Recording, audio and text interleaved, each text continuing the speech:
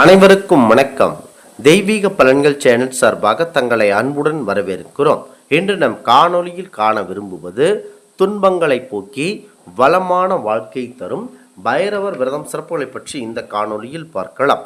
வாருங்கள் காணொளிக்கு செல்லலாம். மறக்காமல் ஒரு சப்ஸ்கிரைப் செய்யவும். பைரவருக்கு சிறு துணியில் மிளகை கட்டி நல்லெண்ணெய் தீபத்தை ஏற்றி வழிபட்டால் வாழ்க்கையில் வளம் கொளிக்கும் என பார்க்கப்படுகிறது.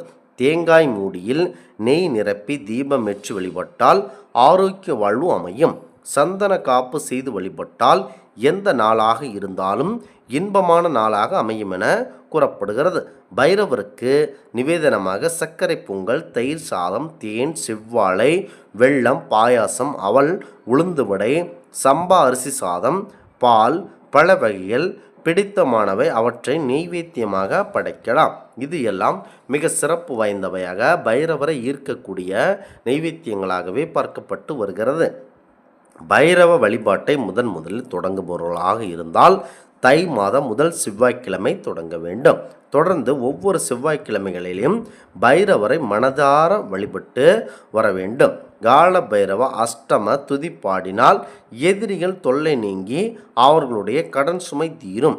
யம பயம் அதாவது மரண பயம் நீங்கும் என பார்க்கப்படுகிறது. ஞாயிற்றுக்கிழமை ராகு காலத்தில் பரமுள் பைரவருக்கு அர்ச்சனை மற்றும் ருத்ராபிஷேகம் ஒட்டை மாலை சாத்தி வழிபட்டால் திருமண தடை நீங்கி விரைவில் திருமண பேரு கிடைக்கும். கடன் சுமை உள்ளவர்கள் ராகு காலத்தில் கால பைரவருக்கு உந்தி பருப்பு மாலை அணிவித்து கண்டிப்பாக வழிபடலாம்.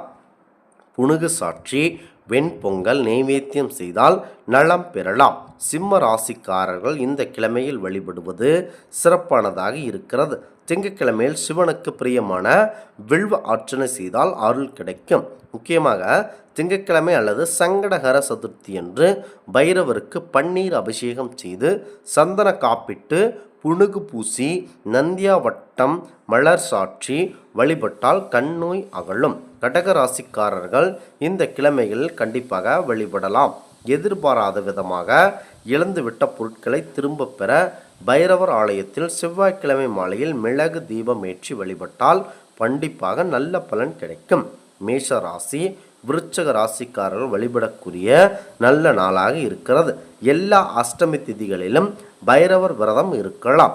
செவ்வாய்க்கிழமையில் அஷ்டமி திதி வந்தால் சிறப்புக்குரிய நாளாக இருக்கிறது. குறைந்தது 21 அஷ்டமிகள் தொடர்ந்து விரதம் இருக்க வேண்டும். அன்று தேய்பிரை அஷ்டமிகளில் பைரவரை சிவப்பு நிற அரளியால் வழிபட்டால் நல்ல மக்களை பெறலாம். புதன்கிழமை நெய் தீபம் ஏற்றி வழிபட வீடு, மனை மற்றும் அதனை வாங்கும் யோகம் கிடைக்கும். மிதனம் கன்னி ராசிக்காரர்கள் வழிபட வேண்டிய முக்கியமான நாள்.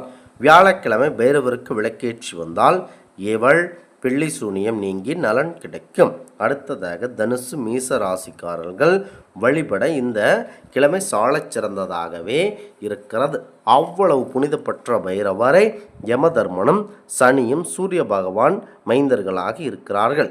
இதில் யமதர்மன் அழகானவர், சனி ஊனமானவர். இதனால் யமன் அவரை அலட்சியப்படுத்தினார்.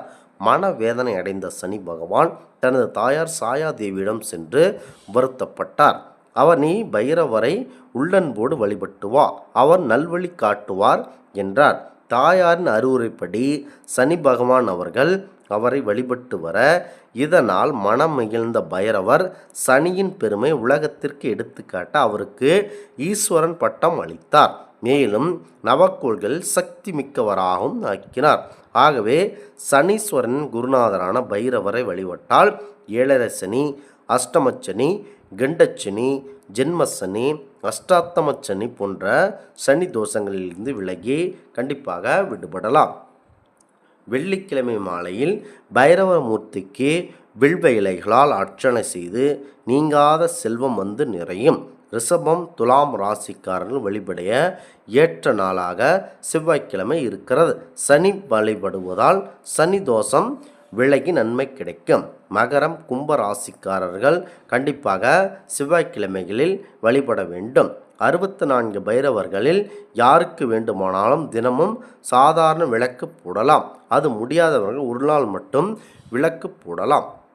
வாழ்க்கையில் வறுமை என்று செல்வ செழிப்போடு வாழ்பவதற்கு அருள் புரிவர் ஸ்ரீ சரணகாணீஸ்வர் பைரவர். இவரை வடக்கு திசை நோக்கி அமர்ந்து வழிபடுவது சிறப்பு. இவர் அமர்ந்த நிலையில் தன் மடியில் பைரவியை அமர்ந்திருந்து கொண்டு ஒரு கரத்தில் அழகும் கலசமும் ஒரு கரத்தில் சூளமும் ஏந்தி வைர கிரீடம் பட்டு வஸ்திரம் அணிந்து தம்பதி சமூகராய் காட்சியளிக்கிறார். இவரை அஷ்டமி திதி மற்றும் பௌர்ணமி நாளில் வழிபடலாம். மேலும் வெள்ளிக்கிழமை செவ்வாய்க்கிழமையில் வணங்கினால் சகல சம்பத்தும் பொன்னும் பொருளும் கண்டிப்பாக கிடைக்கும். இந்த ஆன்மீக தகவல் உங்களுக்கு பிடித்து இருந்தால் தெய்வீக பலன்கள் சேனலை கண்டிப்பாக சப்ஸ்கிரைப் செய்து கொள்ளவும். மீண்டும் ஒரு நல்லதொரு காணொளியில் உங்களை சந்திக்கிறோம். நன்றி, வணக்கம்.